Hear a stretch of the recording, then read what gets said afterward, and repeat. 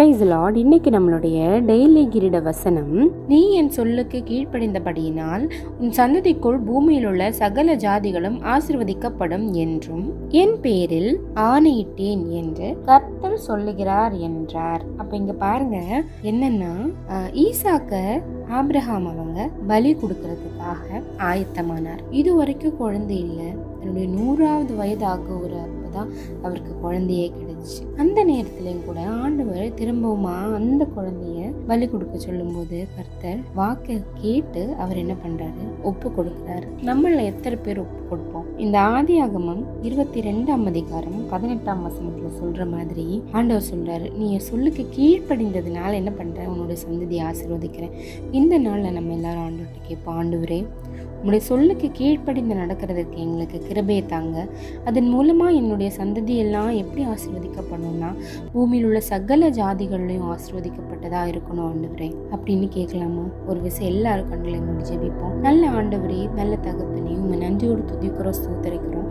இந்த நாள்ல கூட நீர் எங்களோடு கூட இருக்கிறீர். நாங்களோ குறைவுள்ளவர்கள், ஆனாலும் தேவ ஆவியானவர் எங்களோடு கூட இருக்கிறீர்.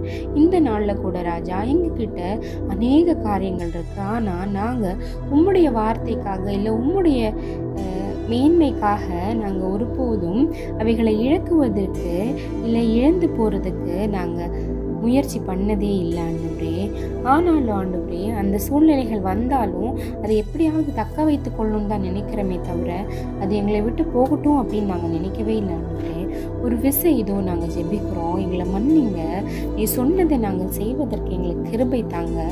எங்களால் முடியாதானால் உங்களுடைய கிருபைனாலே முடியும் ஆண்டவரே. இதோ நாங்கள் கீழ்ப்படுகிறோம். நீ சொன்ன வார்த்தைகளுக்கெல்லாம் இந்த நாள் முதல் கீழ்ப்படுகிறோம். நீ சொன்ன காரியங்களெல்லாம் எங்களுடைய நினைவில் வருகிறது ஆண்டவரே. ஒவ்வொன்றாய் நினைத்த ஆண்டவரே, இதோ நாங்கள் ஒப்பு கொடுக்கிறோம் ராஜா.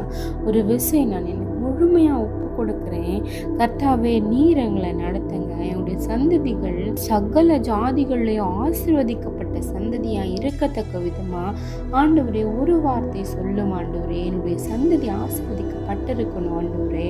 நீர் எங்களை நடத்துகிற கிருபைக்காக நன்றி. இதோ நாங்கள் விசுவாசிக்கிறோம். என்ன நான் ஒப்பு கொடுக்கிறேன் ராஜா. நீர் என்னை ஆசீர்வதிங்க, நீர் என்னை நடத்துங்க ராஜா. என்னுடைய சந்ததி, என்னுடைய வரப்போற சந்ததி, என்னுடைய இருக்கிற சந்ததி கண்டிப்பாக ஆண்டவருக்குள்ள மேன்மையுள்ள சந்ததியாய் வாழ இந்த தேவன் ஆசீர்வதிங்க ராஜா. நீ சொன்னால் அது ஆகும். கண்டிப்பாக உங்களுடைய ஒரு வார்த்தை போது எங்களுடைய வாழ்க்கையில கட்டளையாய் மாறுவதற்கு இதோ எங்களை நாங்கள் முழுமையாக ஒப்பு கொடுக்கிறோம். ஆசீர்வதிங்க, பலப்படுத்துங்க. இயேசுவின் மூலம் ஜெபிக்கிறோம் நல்ல பிதா.